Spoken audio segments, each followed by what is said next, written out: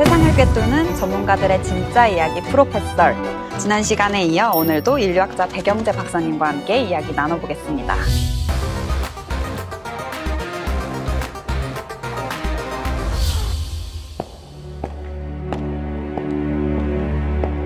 박사님, 빅데이터가 21세기 신, 현대판 점쟁이 이렇게 불리더라고요. 네. 그만큼 사실 빅데이터가 세상을 움직이고 있다라고 해도 과언이 아닌 것 같은데 박사님께서는 이 빅데이터는 사실 반쪽짜리 진실에 불과하다라고 말씀을 주셨어요. 네. 혹시 그 이유가 무엇인가요? 사실 빅데이터라는 거는 아주 중요하죠. 왜냐하면 이제 요새 사실 세상의 화두가 AI잖아요. 네. AI가 답을 찾으려면 사실 빅데이터에 근거를 하게 되고 그 속에서 답을 찾게 되는데 이 빅데이터에 문제가 있어요. 이게 첫째는 패턴은 얘기를 해주지만 도대체 그러한 패턴이 왜 일어나는지는 얘기를 못 해줍니다. 네. 이유를 모르는 거예요. 제가 구글에 있을 때 그 순다 피차이가 이제 CEO였었고 지금도 CEO인데 순다가 그 AI에 대해서 얘기를 하면서 두 번째는 과거 데이터에 근거한다는 거예요. 과거 데이터에 근거를 하는데 이 왜에 대해서 모르니까 과거의 데이터와 전혀 다른 패턴이 나오면 틀리게 답을 할 수가 있어요. 근데 그게 틀렸는지 아닌지를 알 수 있는 방법이 없는 거죠. 네. 그런데 왜 그런 행동이 일어나거나 이런 패턴이 일어나는지를 알면 미래를 예측할 수가 있는데 그런 의미에서는 과거에 근거한 답만 주기 때문에 거기서 이제 AI의 위험이 있는 거거든요. 네. 그런 의미에서는 빅데이터도 중요하지만 왜에 대한 답을 줄 수 있는 데이터에 대해서도 알아야 되고 그 데이터가 이제 제가 설명하려고 하는 빅데이터인 거죠.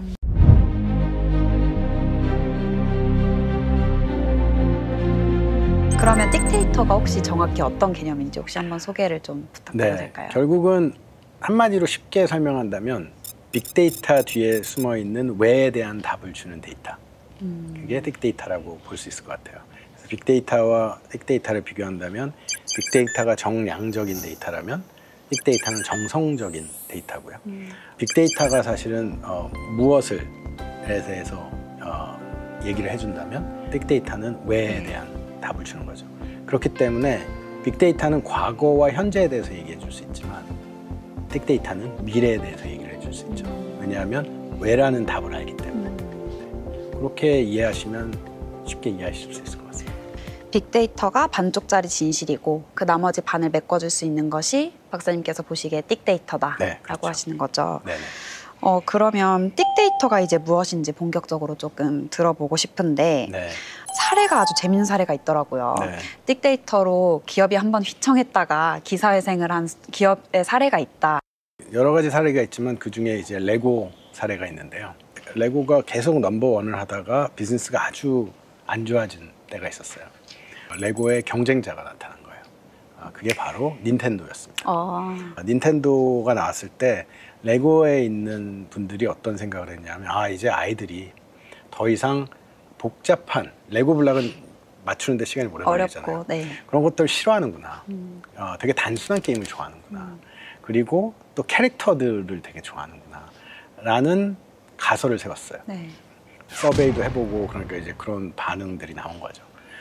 그러다 보니까 그러면 우리가 그 방향으로 우리 비즈니스를 전환을 해야 우리가 살아남을 수 있겠다라고 생각을 하고 그때 레고 블록을 단순한 레고 블록들 10개 가지고서 만들 수 있는 거 아니면 레고의 캐릭터들 있잖아요. 요새. 그런 캐릭터들이 이제 그때 나오기 시작한 거예요.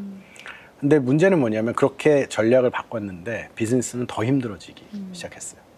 도대체 왜 그럴까? 그 왜에 대해서 답을 모르다 보니까 이제 인류학자를 고용을 해서 빅데이터를 모으기 시작했죠.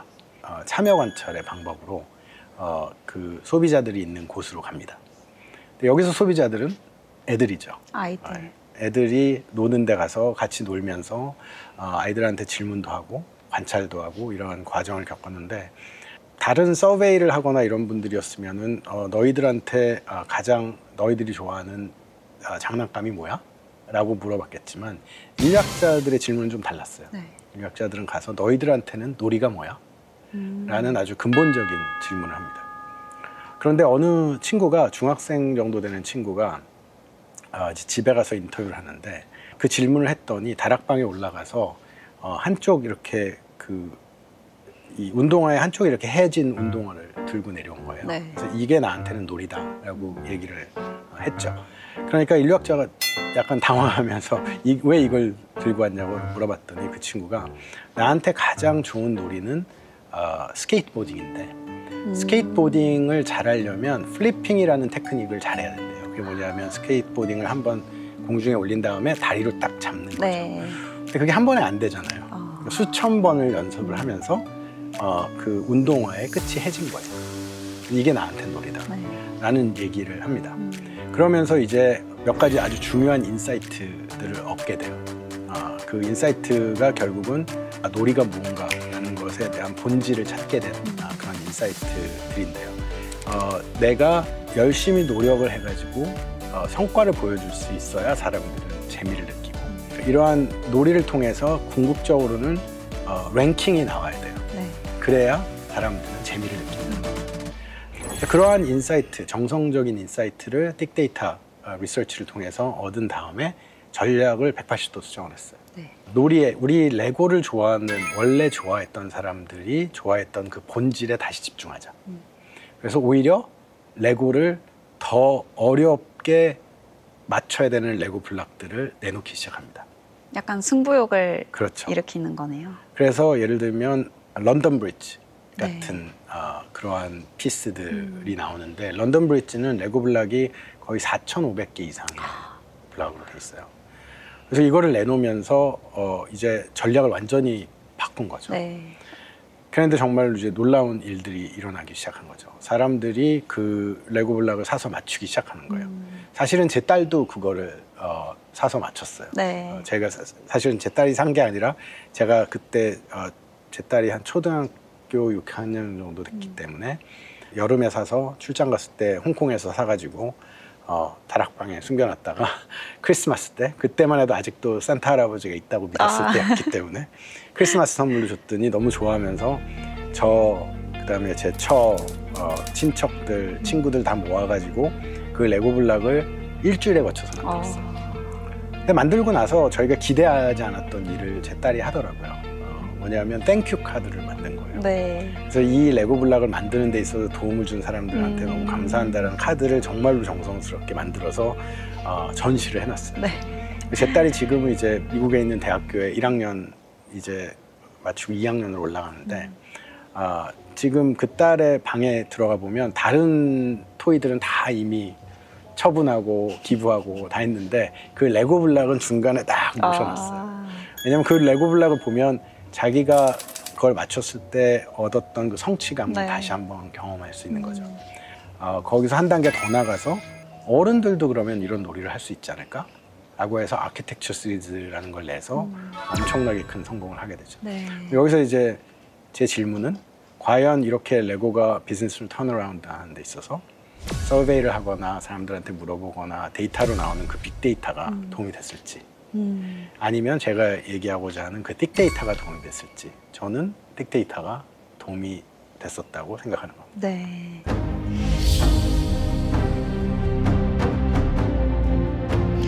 그 브랜드가 찐팬을 만드는데도 틱데이터가 중요한 역할을 할 것 같은데 저희 프로페설도 사실 얼른 찐팬을 만들고 싶거든요. 좀 어떻게 해야 될까요, 박사님? 프로페서를 많이 보시는 소비자들이 누군지 그리고 그분들이 어떠한 컨텐츠들을 좋아하고 왜 좋아하는지를 알아야 되겠죠. 네. 그런데 그게 우리가 정량적으로 얻을 수 있는 데이터는 유튜브에 올렸을 때 조회수라든지 어떤 포인트에서 뷰어십이 올라가고 내려가는지 이런 것들은 알 수 있죠. 네. 그러면 그런 것들도 도움이 됩니다. 문제는 왜를 알아야 된다는 거예요. 프로페서를 자주 보시는 찐팬들이 있으시고 네.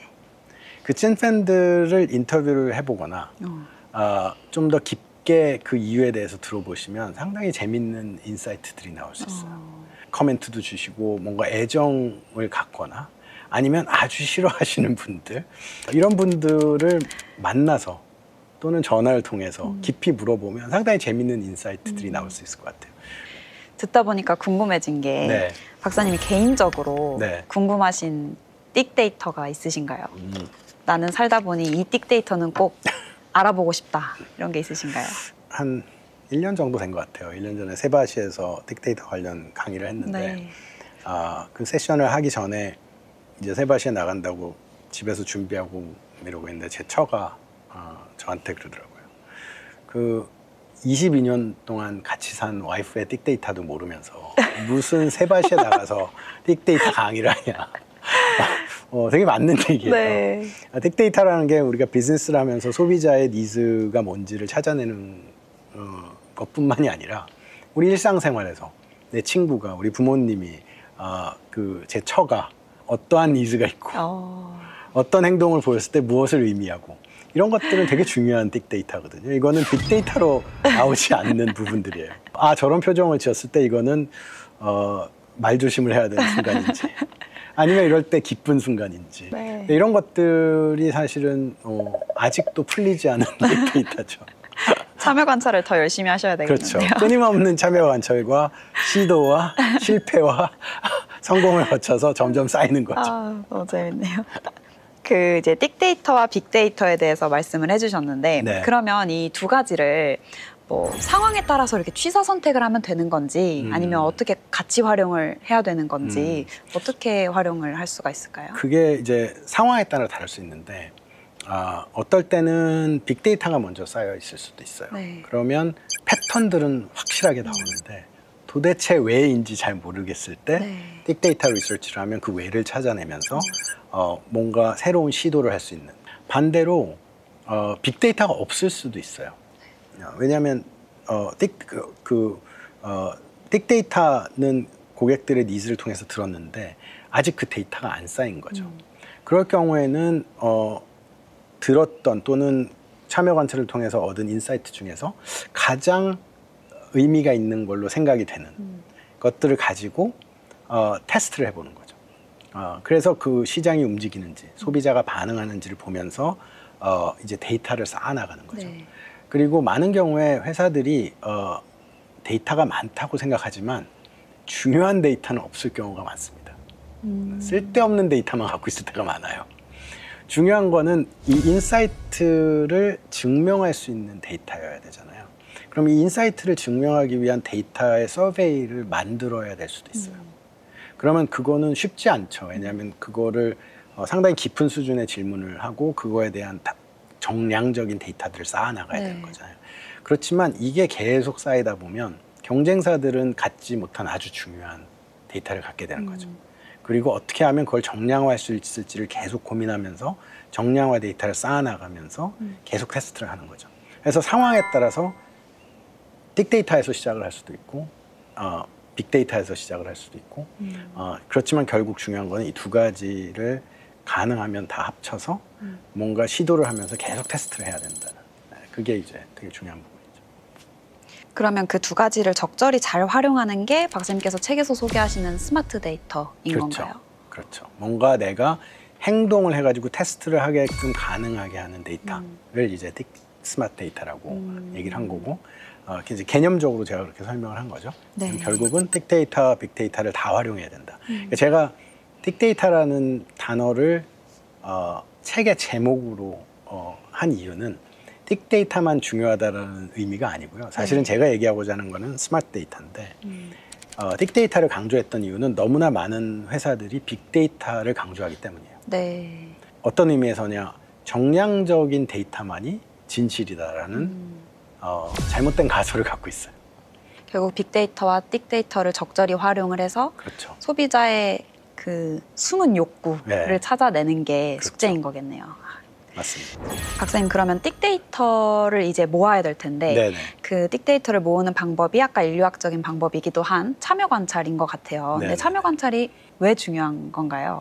그러니까 사실은 많은 분들이 참여 관찰을 안 해도 고객의 니즈를 알 수 있다라고 생각하시는 경우가 많아요. 예를 들면 P&G의 칫솔 브랜드 중에 오랄비라는 브랜드가 있죠. 이 오랄비가 칫솔만 거의 100년에 가까운 경험을 갖고 있는. 그러면 엄청난 많은 전문가들이 있을 거 아니에요. 그러면 전문가들은 대부분 어떻게 생각하시냐면 내가 웬만한 고객의 니즈는 다 알아 이렇게 생각하실 수 있어요. 근데 이제 그 중에 사례 중에 하나가 이 오랄비가 어린이용 칫솔을 만들려고 했어요. 근데 그때 이제 아이디오라는 컨설팅 회사랑 같이 일을 하게 되는데, 아이디오라는 회사는 이러한 정성적인 리서치, 빅데이터를 모으는 리서치를 잘하는 회사거든요. 그때 이렇게 같이 협업을 한다고 했을 때 직원 내부에서들의 반응은 니네가 칫솔에 대해서 뭘 알아? 우린 100년을 했어. 그런 거죠. 100년까지는 아니더라도 100년 가까이 했어요. 뭐 틀린 얘기는 아니죠. 네, 그렇죠. 그럼 아이디오는 칫솔에 대한 전문가냐? 아니에요. 그렇지만 아이디오는 참여 관찰의 전문가죠. 그러면 이 칫솔인 경우에 아이들용 칫솔을 에 대한 인사이트를 얻으려면 아이들이 칫솔질하는 집에 가서 아이들이 칫솔질 할 때 관찰하면서 어떤 식으로 칫솔질을 하는지, 어느 시간에 칫솔질을 하는지, 그 상황은 어떤지, 이런 것들을 이제 관찰을 해야 되는 거죠. 근데 인류학자들이 가가지고 보다 보니까 되게 재밌는 사실을 찾아냈어요. 그게 뭐냐면 오랄비가 그동안 만들던 이 칫솔들은 되게 얇고 길게 생겼거든요. 그러니까 어른들이 손에 잡고 하니까. 근데 아이들의 차이점은 뭐냐면 아이들은 손가락이 되게 짧아요. 그러니까 손가락으로 어른들처럼 칫솔을 잡는 게 아니라 손바닥으로 이렇게 뭉뚱그려서 잡더라는 거죠. 그런데 어른용 칫솔은 그렇게 잡기에 너무 얇은 거죠. 그래서 그 관찰을 통해서 아이들이 칫솔을 더 쉽게 잡으려면 디자인을 바꿔야 되겠다라고 해서 이제 아이디오가 그러한 관찰을 통해서 이 손잡이 부분이 되게 두툼하고 거기에 고무로 이렇게 둘러싸서 미끄러지지 않는 이러한 칫솔을 만들어요. 그러고 나서 그게 완전 대박을 치죠. 근데 여기서 이제 러닝은 뭐냐면 우리는 오랫동안 그 비즈니스를 했을 때 우리가 엑스퍼트고 우리는 웬만한 고객의 니즈는 잘 알아 라고 선입견을 가질 수 있지만 시대가 변하고 고객의 니즈가 변하고 고객군이 변했을 때 전혀 다른 니즈가 있을 수 있다. 근데 그런 것들은 오히려 전문가로서 선입견을 갖고 있으면 그런 것들이 잘 안 보여요. 그런데 그러한 선입견이 없이 관찰하고 참여해서 관찰하면은 보이지 않던 니즈가 보인다는 거죠. 그래서 제 책에서 제가 표현한 게 인류학자들이 가서 참여 관찰할 때는 마치 외계인들을 관찰한다라는 생각으로 관찰해야 된다. 왜냐하면 그렇지 않고 사람들이라고 생각하면 내가 사람으로서 선입견을 갖잖아요. 그게 아니라 저 부류는 내가 한 번도 본 적이 없는 사람이야. 그러니까 아무런 선입견 없이 저 사람이 어떻게 행동하는지를 관찰해야지라는 마인드셋을 가지고 들어가야 된다는 거죠. 그게 사실은 참여 관찰할 때 되게 중요해요. 저 갑자기 궁금한 게 인류학자들이 참여 관찰할 때 숨어 있나요? 이렇게 관여를 하는지. 아주 중요한 포인트인데요. 숨어 있으면 안 됩니다. 오히려 드러나 있어야 돼요. 그래서 아까 제가 참여 관찰이라고 했죠. 참여해야 돼요. 그래서 같이 그 사람들 중에 일원으로서 있으면서 같이 경험하고 그러면서 동시에 관찰도 하는 거죠. 심리학자들은 떨어져 있습니다. 심리학자들은 방에 그 관찰자를 집어넣고 자극을 주면서 어떻게 반응하는지 랩 테스트를 하잖아요. 왜냐하면 심리학은 심리학을 과학으로 생각을 하고 테스트를 해야 된다고 생각해요. 근데 인류학은 내가 인간인데 인간으로서 인간을 보면서 진정한 의미의 객관성은 불가능하다라는 생각을 하고 있어요. 왜냐면 나도 인간이잖아요. 내가 관찰자의 일원이잖아요. 그렇기 때문에 주관성과 객관성을 둘 다 가지려고 노력해야 된다라고 생각을 하니까 완전히 어프로치가 다르죠. 인류학자 백영재 박사님과 함께한 프로페서, 다음 시간에는 AI 시대에 살아남으려면 어떻게 해야 되는지 그 생존 전략에 대해서 이야기 나눠보도록 하겠습니다. 나와 우리 가족의 미래가 궁금하신가요? 그러면 꼭 찾아와 주세요. 다음 주에 뵙겠습니다.